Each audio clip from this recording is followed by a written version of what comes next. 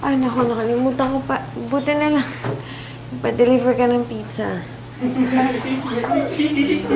Uy, Bachi. Kaya ka dito muna, anak.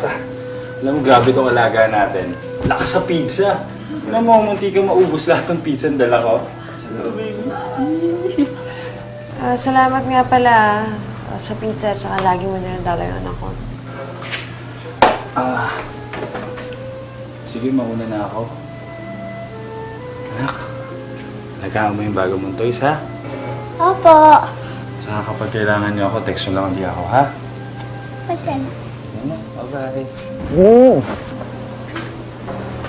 Pachi. Bye-bye, Papa. Bye.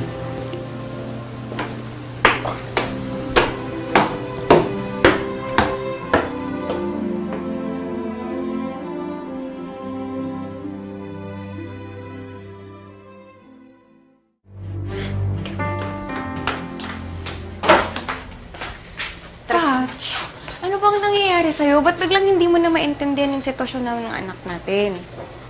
Sorry pero kasi hindi ko talaga ma-shake yung pakiramdam. Na parang tinitake advantage mo yung fact na wala ako dito. Tapos tinawagan mo pa yung lalaki na yun para gawin yung mga bagay na dapat ako gumagawa.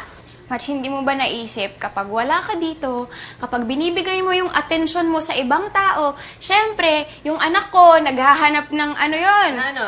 Sabihin mo na lang kasi talaga diretso. Hahanapin niya yung totoo niyang ama, yung ba yung gusto mo sabihin? Hahanapin niya yung totoo niyang ama. 'Di ba? Yung totoo niyang ama na ilang taon siya pinabayaan? Ha? Ilang taong wala dito, kinakalimutan siya? Wala kang pakialam sa kanya? Baka marinig ka, marinig. Okay lang naman marinig niya ako. May sinasabi ba akong hindi totoo? Mami, nag-aaway po ba kayo? Ikaw, iniwan ka ng tatay mo ng ilang taon. Mami, pwede po ba natin ulit makita si Papa tomorrow? Marinig. Hoy, anong problema mo? At patay na patay ka dyan sa papa mo. Anong pinakain niya sa'yo? Pizza? Pizza ng baka tapat mo? Ha? Ganun ka ba? Eh ako, hindi mo ba naiisip? Batch. Ilang taon na ba kita pinapalamon?